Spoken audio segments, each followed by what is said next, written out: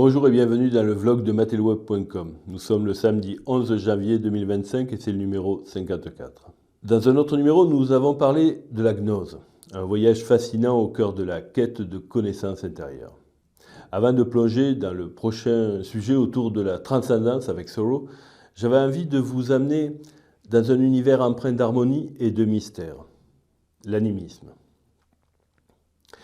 L'animisme, c'est une manière de vivre qui honore les âmes et les esprits présents dans chaque chose, des pierres aux rivières, des ancêtres aux forêts millénaires.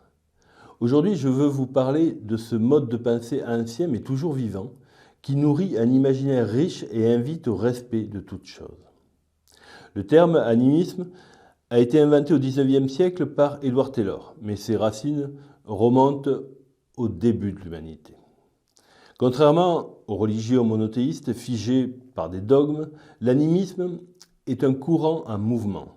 C'est une manière d'être et de ressentir, une connexion intime avec la nature et le cosmos. Dans cette vision, chaque élément du monde possède une âme. Les animaux, les arbres, les pierres, les rivières et même les montagnes. Mais attention, l'animisme ne place pas l'homme au-dessus de ces éléments. Ici, tout est égal. Nous sommes tous des fragments d'un grand tout, en harmonie avec l'univers. Une des particularités fascinantes de l'animisme est l'absence d'un Dieu créateur unique. Les esprits anciens ou élémentaux, comme l'esprit de la forêt ou celui de la rivière, sont respectés mais jamais adorés comme des divinités suprêmes. L'animisme repose sur une dynamique de cause à effet. Par exemple, si vous détruisez une forêt, l'esprit qui la protège peut vous maudire. En revanche, si vous contribuez à sa préservation, vous pourriez recevoir des bénédictions. C'est une philosophie d'équilibre et de responsabilité où chaque action a ses conséquences. L'animisme est également profondément ancré dans le respect des ancêtres. À leur mort, les âmes des défunts rejoignent le monde des esprits, mais elles peuvent revenir pour guider et protéger leur clan. Ce culte transmis oralement reflète une sagesse collective et une reliance profonde avec les générations passées. Les pratiques animistes varient selon les cultures, mais toutes partagent une relation sacrée avec la nature. Des totems, des amulettes et des fétiches servent de médiateurs entre le visible et l'invisible. Ces objets incarnent les énergies des esprits et offrent protection ou guidance. Le chamanisme, souvent confondu avec l'animisme, joue également un rôle clé.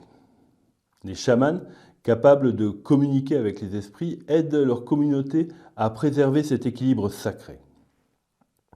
Même si l'animisme a largement disparu des sociétés modernes, ses empreintes subsistent dans des traditions comme le shintoïsme au Japon ou dans les légendes populaires d'Europe et d'ailleurs.